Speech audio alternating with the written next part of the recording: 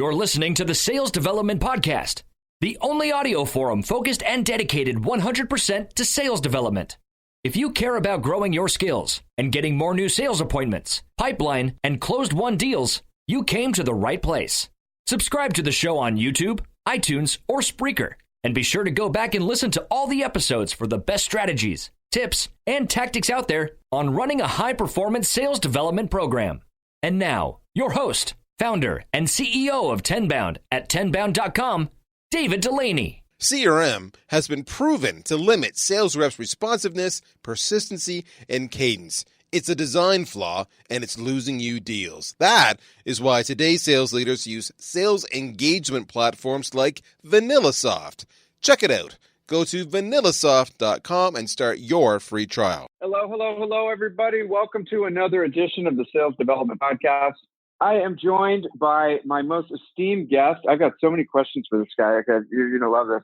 Managing Director at Franklin Covey, Mr. Eli Perkins. How are you doing today, sir?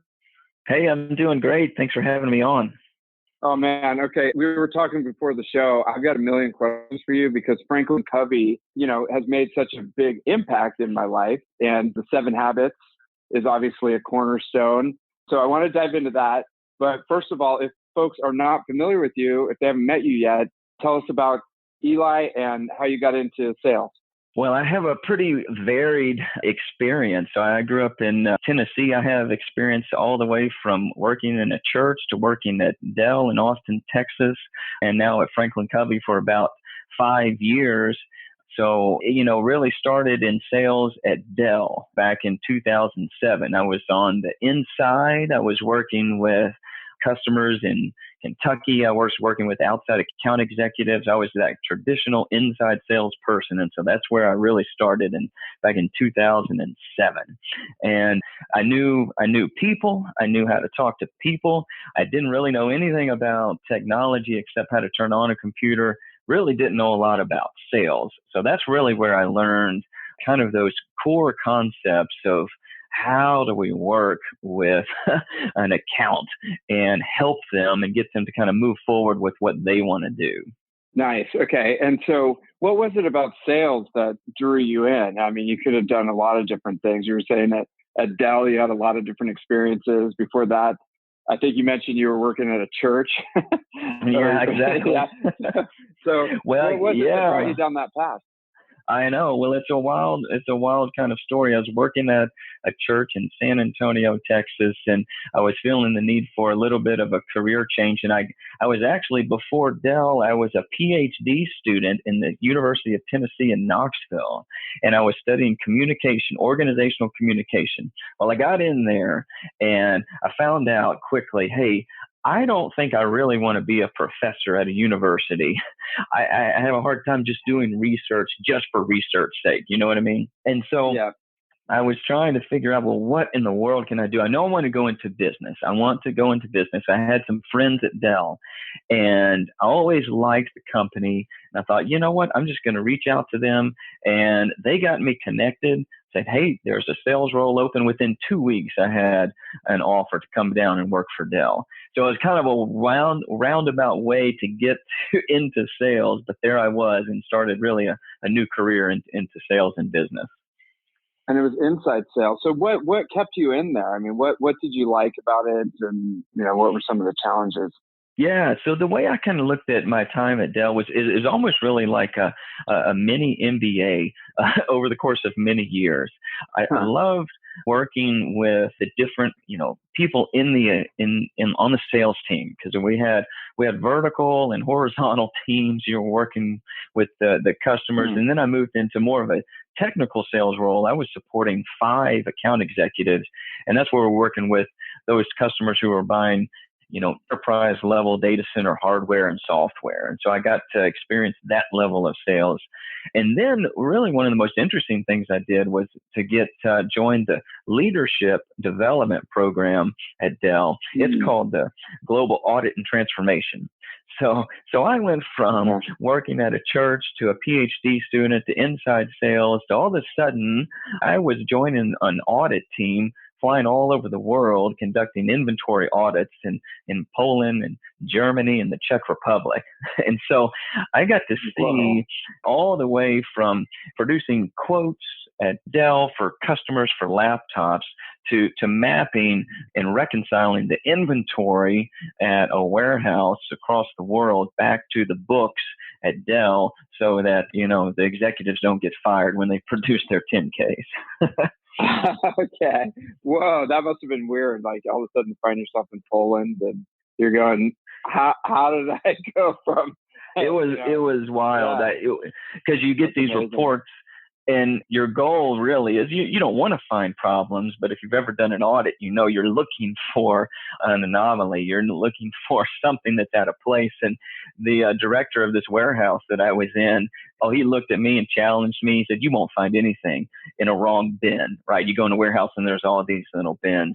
Well, that was a challenge right there. So I had the list there and I'm searching, and lo and behold, I get to the bottom of a rack there. I pull out some kind of piece of hardware and I'm checking it. And I'm like, this is not in the right space. Oh my God. He did not like me too much. I mean, and you're way far from home. You're overseas. You never know if you're going to get, like kidnapped or something like that if they don't like you. Right. That's right. That's right. Yeah. We didn't have bodyguards or anything like that. Yeah. Like, we don't like what this guy's saying, so we'll just kind of get rid of him. Oh man. That's right. That's amazing. That's amazing. Right. And now, like is that kind of what led you to Franklin Covey? Because I look at Franklin Covey as like this cornerstone philosophy of, leadership and personal leadership. So how did you make the jump from Dell over there? Right. Yeah. Well, that jump really fit me well because I was ready to leap out into really developing, a business. And so I jumped into a role called a client partner at Franklin Covey, but it really is an account executive type role outside sales. And so there I was able to develop a territory from a couple of clients to 52, and revenue looks like about 150,000 to 1.1 million. I was able to do that in 3 years. I was really ready to just jump out and build something on my own, right? Because inside, a large company, you can feel like, well, what kind of difference am I really making? And then the core kind of values of Franklin Covey and how it helps people really reach their full potential really kind of set well with me. So it was really kind of a perfect opportunity to go out into the business world, kind of build something great. And that's what launched me there. Okay. And so what you liked about it was that there was core values of the company. Because that's really interesting to me, because a lot of companies, they talk about core values to some extent, but at the end of the day, it's just like, just shut up and sell something, It's right. Like, right. And you're just, what's that like to be able to find company where you actually believe in the value, like you share the values with them? It seems. Yeah.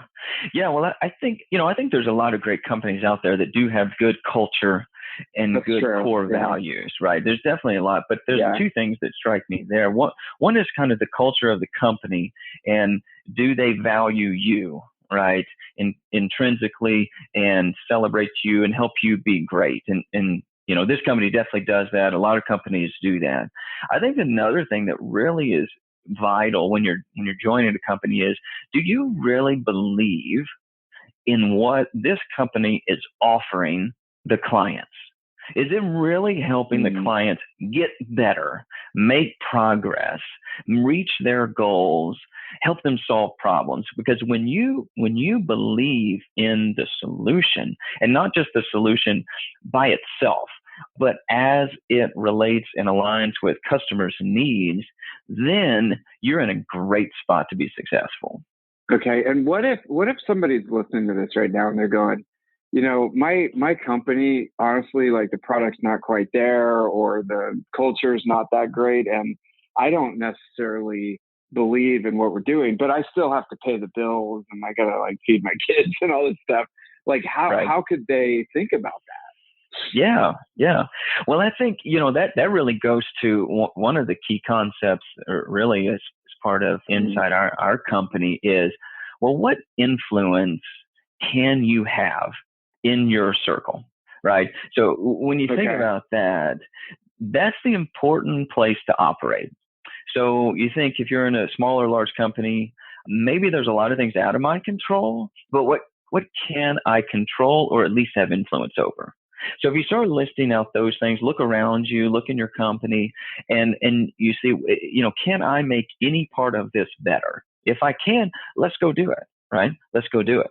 And then if you're, obviously if you're really just unhappy, and the culture is not changing and the product's not changing, of course, you can look elsewhere to something that better aligns to who you are and would be a great fit.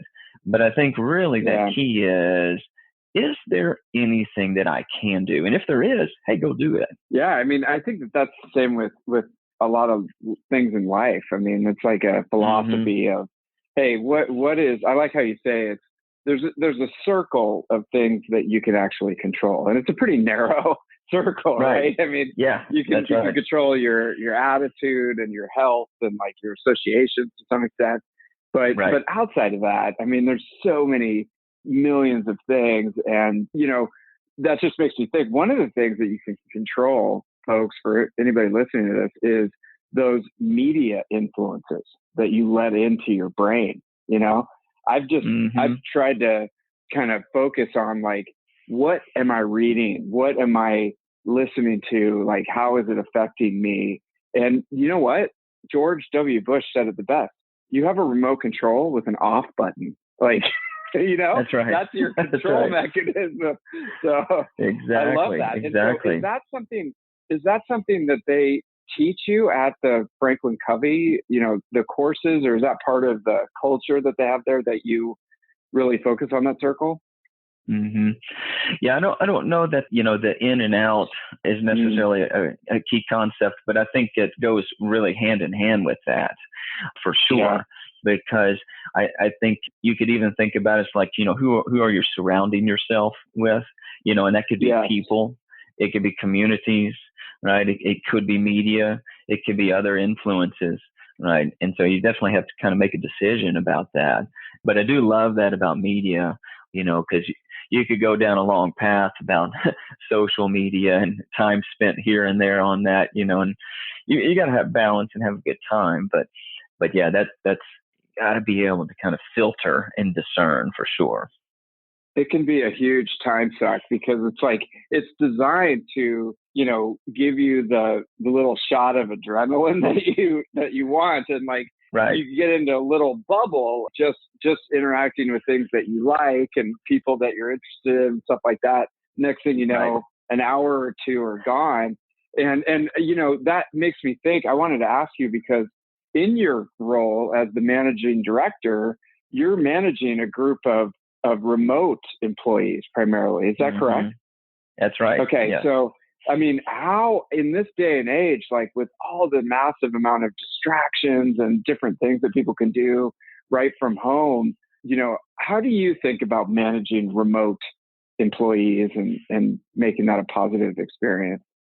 Yeah, so I think a couple of things that I've really tried to work on with that remote team is obviously one, you've got to really develop a relationship based on trust, right? We go through the hiring process and you get to know people just a little bit and believe they can be successful and it's a good fit for them.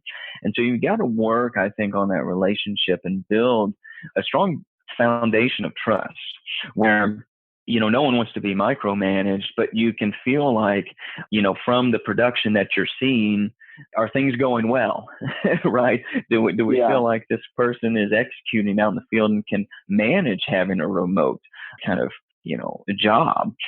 I think that's one thing. Another thing that I found that's almost maybe more important of that, and as far as a role for me as a leader is, I found that when I am focused on a couple of things, inspiring my team and also constantly teaching and sending them best practices so they can be successful. Those two things, I think, are critical for the success of a remote workforce, because that tends to keep them fully engaged. It's a reminder of why are we doing what we're doing and how can maybe we do it better. Right. And so those, I think those, the key things I've learned over the past couple of years, and really tried to make a really intentional focus on making sure that I'm providing that for the team, as opposed to just sending out reports by email. Hey, here's the numbers for the week or the month. Right. Yeah. And I mean, it's amazing that the technology has come together over the last few years with the broadband and Zoom when it works and Slack and all these tools that we have to enable people to work remotely. I worked with a company that was 100% remote. They had never had an office, and they had like over 200 employees. And even their SDR team was 100% remote, work from home. So this is happening. It's happening out there. But there's also a flip side. There's a flip side of that, in that, I can't imagine I would go nuts just being at home all the time, and not having an office with the camaraderie and the high fives and just interacting with people. Like, it would be crazy for me. And to your point, as a leader, you have a new role of having to manage this team, beyond just sending out reports and stuff like that. Yeah, absolutely. There's some definite, benefits and challenges with a fully remote workforce. Now my account executives, that role is kind of more traditional regional salesperson, and that's been around for quite a while, right? But with we also have inside sales as well, and so those folks are sometimes out in front of clients, customers, but the majority of the time they're not. And so that's definitely a kind of a whole new world. And so you've got some who can excel and some who kind of struggle with just that self-management piece to really, do well in that type of space. Are you in sales, but you're not using a sales engagement tool? Then you're probably losing out on revenue because you are not engaging with prospects at the right time, with the right cadence, and with enough persistency. You need VanillaSoft. Start your free trial today. Go to vanillasoft.com. Totally. I think you hit it right on the head. If you're talking about remote work, it becomes more, it's going back to that philosophy of what's in your control, at the moment, and what's outside of your control, and it comes down to, I think, self-discipline, to some extent, because you've got every distraction on earth. You've got the entire internet, right? You've got your fridge, the pile of laundry that's there, there's so much stuff that can take your eye off the ball. But at the end of the day, as the director, you're looking for the results, right? That's right. Yeah, exactly. And I think if we can continue to help our teams really kind of help focus on reaching their full potential and giving them the tools necessary to do that, and kind of pour into them, I think that's a really key component of leading any team, but especially a remote team, right? Sometimes I think of the digital age we live in, and also kind of the challenge of just human to human connection and conversation, right? Because so much is digital. I mean, email's been around for so long now, but especially with our younger generations coming up, and I have two daughters, and so, the cell phone is just this thing that is, obviously provides a lot of great things, but also is a challenge, especially with the digital communication, the chatting, right? All of that goes back and forth, which sometimes can really, I don't know if I would say delay, but not fully develop that ability to have great conversations between two people. I see that as a big challenge in kind of our development of some of our sales force. I know that's amazing. Like, it's almost an extension of the hand. Like, I mean, it's like this thing that, and I drive by San Francisco State every day when I'm picking up my kids. And I literally, like, you drive by everyone's waiting for the bus and everyone is crunched down, like their neck is hanging down, like staring at their phone, like hundreds of people, waiting for their transportation. And I look at that and I go, that is weird. Like, what did we do before we had this supercomputer, attached to our hand? Like, and what is that doing to everybody's necks? I mean, that's right. Yeah. Like, you go to the airport, dude. Right. I mean, your head is the heaviest, part of your body. Right. I mean, it's, and you're craning your neck down looking at this thing and, bringing it back. Sorry, I'm on a tangent, but bringing it back to your sales example, the new generation that's coming into the workforce as SDRs and AEs have been, communicating digitally. So again, it's great for all the benefits that it has, but what about, there's also the flip side that nobody seems to really be addressing. Yeah, exactly. And so what I've seen and done a lot of coaching on this past couple of years is not so much, how to get more meetings, right? We talk about a lot about sales development. We talk about lead generation and business development, and that is so important, and it can be a big gap in a lot of companies. And I think there's really two things to growth, and that's as far as sales goes. One is to have more conversations, and the second one is to have better conversations. All right. And so what I've been focusing on with my team this past year is having better conversations. There's a lot of thought. There's a lot of companies out there helping other companies have more conversations. And, my concern is, well, once you get to that meeting, that conversation, do you know how to have it?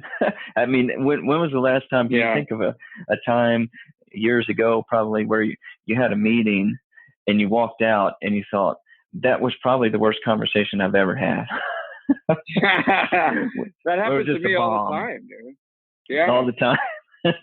All the time. Mm-hmm. Exactly. I need to work with you.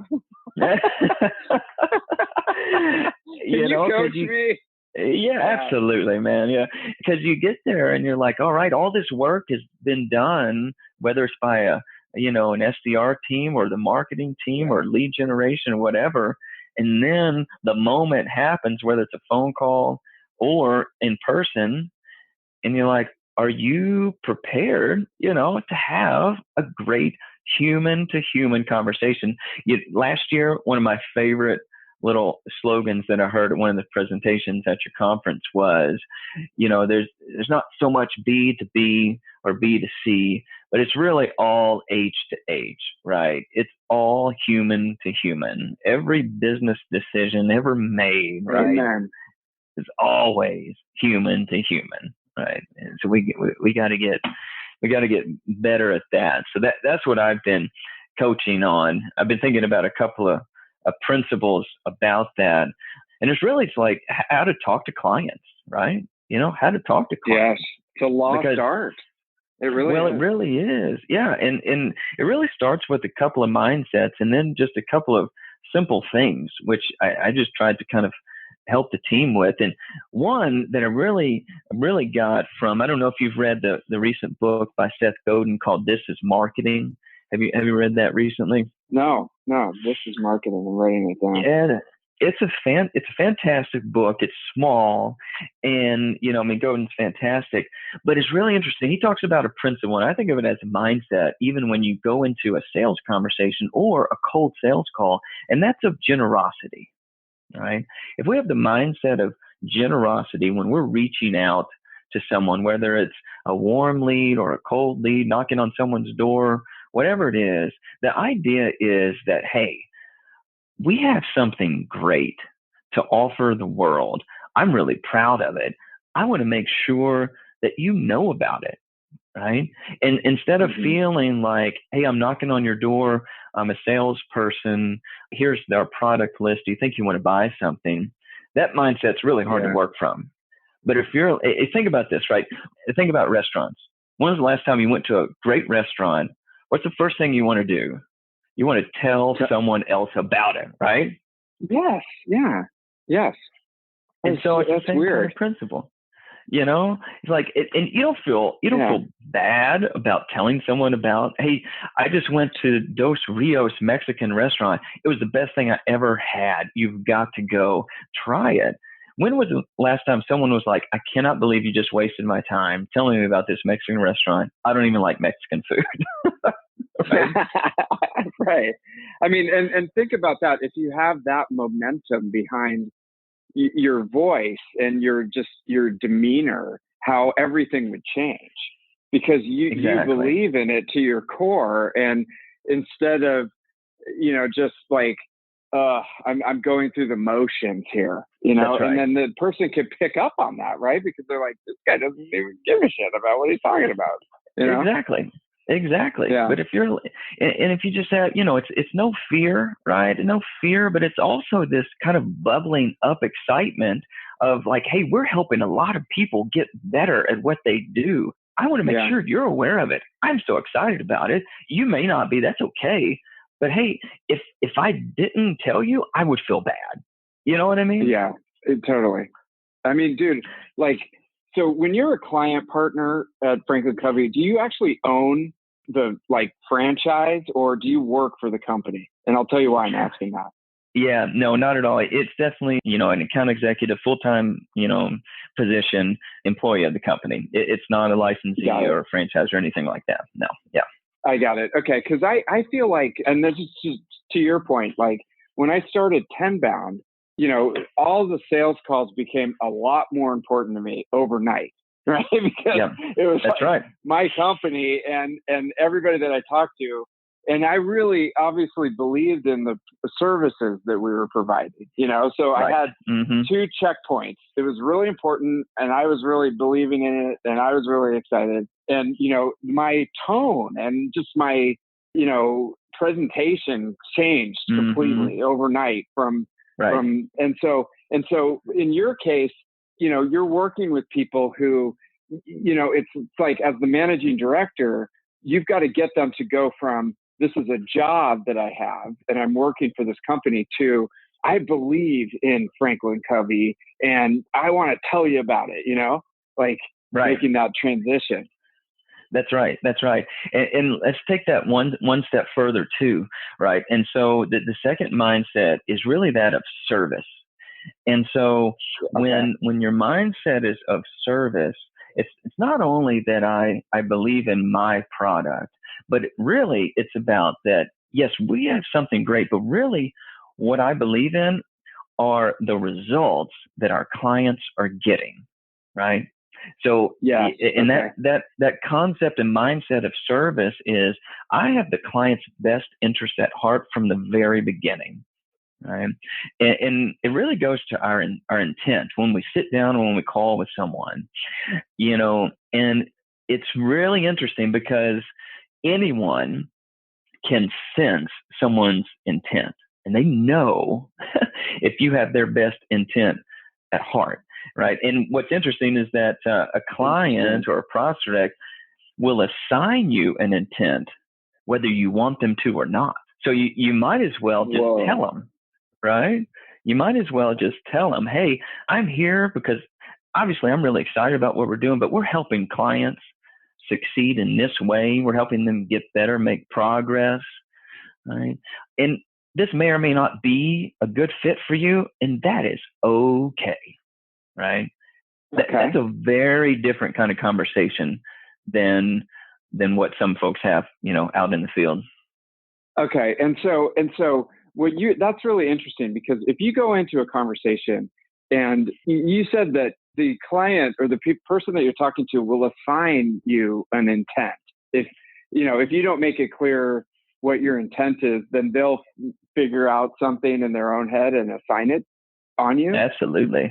Okay. That concept is really taken from a book that's called Let's Get Real or Let's Not Play. And the author is a guy named Mahan Khalsa. And so he has a history with Franklin Covey, and co-author is Randy Illig.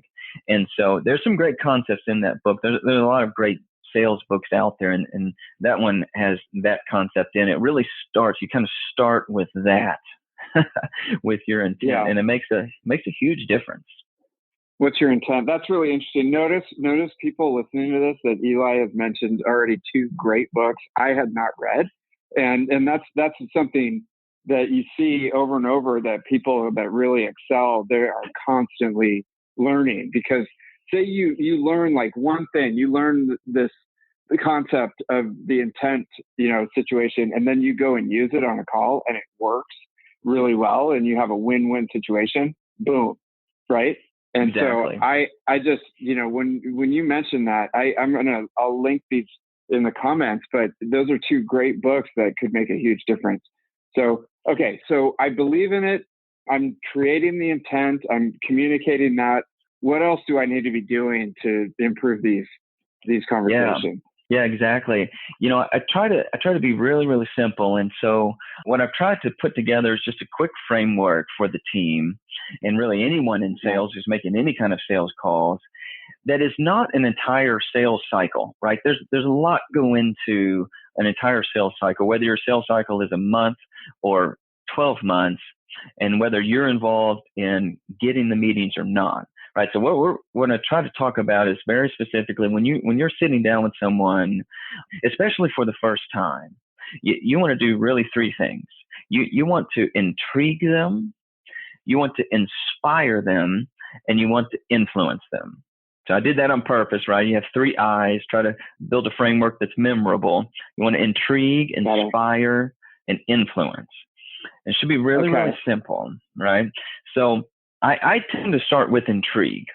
You can start anywhere, but intrigue is a good one because it has to do with the customer, has to do with them. So remember, our mindset is generosity, of course, but also service, right? My intent is your best interest at heart. I want to make sure that this solution exactly meets your needs. And so what I tend to start with is we help customers similar to you get better at this thing. Right. And here's how we've done it.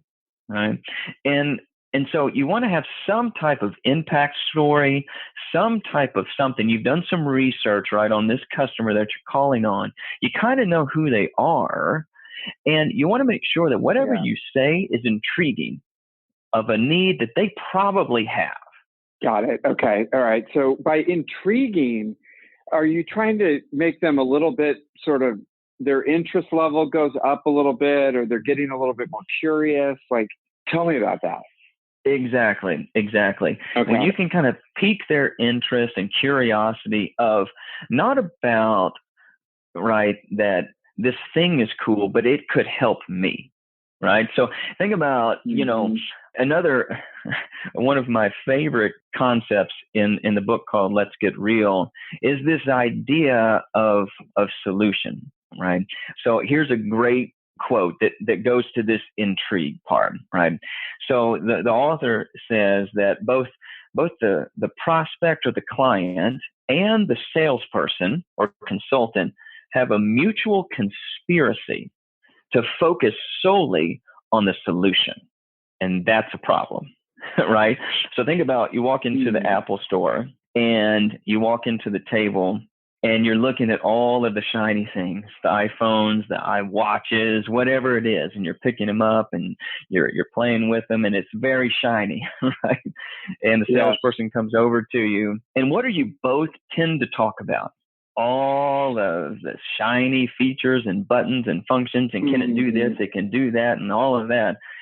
Now, the good salespeople will start to ask you what you might use it for, but a lot of times they don't.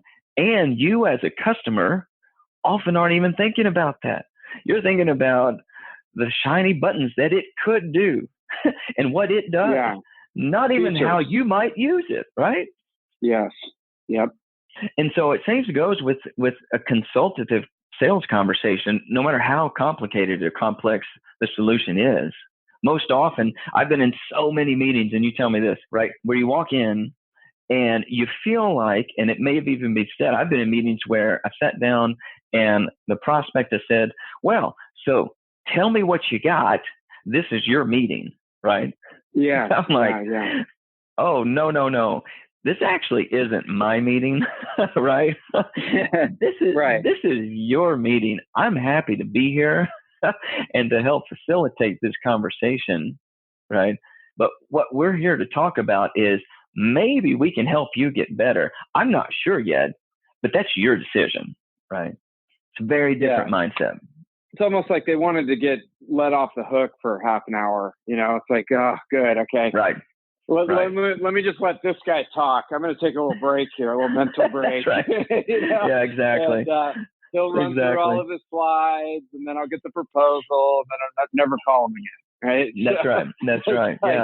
Yeah. So you're turning that corner, saying, "Wait a minute, hold on, let's intrigue," and then what are the other I's? Intrigue. Exactly. Right. Inspire and influence. And so I think as you move from intrigue to inspire, it's helpful to think about, the way that we're intriguing them is not by the shininess of our product, but it is by the potential of progress that they can make. Like, that's how you intrigue someone, right? Someone might be interested in the solution, but boy, they're intrigued for what it could do for them. You've heard the old saying, right? People don't want to buy a 1/4-inch drill. They want a 1/4-inch hole, right? Right. Yeah. They really don't. Who needs a drill? Well, really, I need a hole. In Godin's book, This Is Marketing, Godin takes it further, and I love it. He says, people actually, let's take it further. They don't really care about the hole this drill can make. They want to actually put their new shelf on the wall. And then he takes it one step further and says, really, they actually don't care so much about the shelf. They really care about how that makes them feel, right? Whether it's, oh, look what I did by myself, or my spouse came home and is so proud and can use this new shelf, right? So I love how Godin just takes things a lot further. It's really great. Yeah, exactly. So you want to put all your stuff up there. You want to feel good about all the stuff that's up there. You feel organized, all that stuff. It's not even about. It's a level deeper. Okay, all right, got it. That's right. So now what do we have to do? Yeah, so now we would move to inspire. And this is a real key, because this is where you really build that trust, and where someone can really see who you are and not just a blank face, right? You're building some depth in character. And when you inspire people, you're really doing a couple of things. Here's the things you can do, and then let's talk about like what's underneath it. So you can share a personal mission of how you're involved in this work. You could share an impact story, give an example of that, right? Of the result of your work. But you can also share, I find this most impactful, why you're doing what you're doing, and share some of your core beliefs, right? So here's another book for you, and for everyone listening. This is maybe more popular. The book Start With Why by Simon Sinek. Okay. So his famous quote there from that book is that people don't really buy what you do, they buy why you do it. And he has a lot of great examples of there, but the key to inspiring is you're really searching for people who believe the same thing that you do. People are longing to join groups that have common beliefs. And when we can connect with people with that core, then we're going to be able to inspire them and connect with them. Now, the solution may not be the right fit, but if the solution has the core belief system there that they connect with, then we're going to be able to kind of inspire them, right? So people don't buy what you do; they buy why you do it, because people really want to join a group of like-minded people with similar beliefs. And so you think about Apple and their kind of core belief is innovation. And so you remember all the lines of people waiting outside the stores trying to get, the new iPhones, right? Well, Sinek would say they're out there not because they really want the new phone. They do, but they connect with that core belief of being on the cutting edge of innovation. Yeah. One of the most powerful examples that Cynic mentions is Martin Luther King Jr.'s march, right? And how was he able to gather all of these people? And he says it was because he was connecting with people on their core level of belief, their belief system. He has a famous phrase was, right, he didn't give an I have a plan speech. What did he say? I believe. I have a dream because I believe this and I believe that. And people raise their hand and they say, I believe that too. Right. And so if you can, yeah.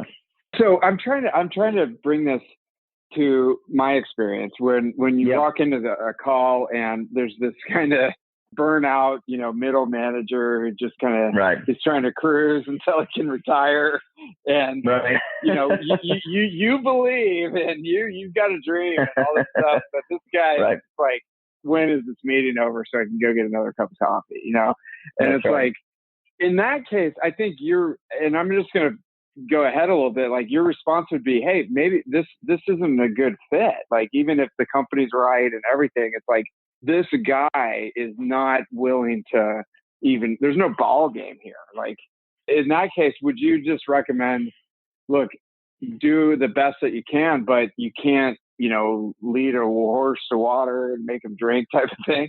Absolutely. And I've been in those meetings, and I'll say that because I've run across folks, and, and if you're seeing that, hey, we're not connecting here, whether you're using terminology like, beliefs and things like that. And, absolutely, because everyone's wasting their own time. Like I say, hey, if this isn't connecting with you for whatever reason, then, that is fine. I've seen two things happen. I've seen folks, prospects say, you're right, we're actually going with something else, or you're right, I don't care, like you're talking about, this is not connecting, this is not going to help me, then that's fine.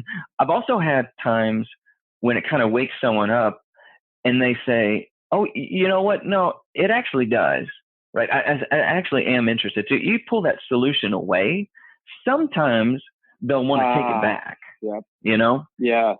Yeah, exactly. And then all of a sudden it's like, wait a minute, it almost like breaks them out of that cycle, or, just like a negativity, it's like, wait a minute, this could actually help. Wait, before you go, That's right. You're walking out the door. This doesn't feel right. I'll see you later. Yeah. Yeah. I've also seen I've seen an opportunity where if someone's, open and they say, yeah, you know what, this really isn't for us. I don't think it's the right fit, or I'm going with someone else. It's also a good opportunity to ask for a referral. Would, in or outside of the company, because sometimes if they're nice, they'll actually, share something and say, hey, you know what, I've got a friend over here. This actually might be, helpful for them, because you have their best interest at heart. You're there to serve. You're being generous. And if they see that intent, and if they're, a decent person, they're probably going to reciprocate and say, hey, it's not for us, but since I can see your intent is good, let me share this other contact with you. Yeah, that's awesome. I mean, that's like, referrals is a whole different thing. I'm really interested in how to build referrals, and I want to dive into that, but just for the sake of time, that's a great tip for when things just are kind of off the rails. Hey, you can always ask for a referral, right? And you might get the best sale of your life out of it. Right. That's right. Absolutely. Yeah. Absolutely. Yeah. Yeah. No doubt. I love it. Eli, this is amazing. You have shared so much knowledge with us. I got 3 books here. Start with Why. This is Marketing. Let's Get Real or Not Play. We got your sales call program. And, I got more questions for you, but just for the sake of time, when we get you back on the show, I want to dive into some more of the stuff that you mentioned. But hey, thank you for being on the podcast and sharing your knowledge with us. Absolutely. Great to be here. Looking forward to next time. Yeah, definitely. And if folks want to get in touch with you, is LinkedIn the best way, or what's the best way to connect? Yeah, absolutely. I would say just connect on LinkedIn, and then we can pass messages that way and share numbers and go from there. All right. Well, Eli Perkins, thank you so much for being on the show, and we'll talk again soon. All right. Thanks a lot. Thank you for listening to the Sales Development Podcast, the only audio forum 100% focused and dedicated to sales development, with your host, David Delaney. Please be sure to subscribe to the show on YouTube and take a moment to leave us a review on iTunes. Your support makes our show possible. If you are struggling with your sales development program, contact us at tenbound.com for a no-obligation exploratory call. Again, that's tenbound.com.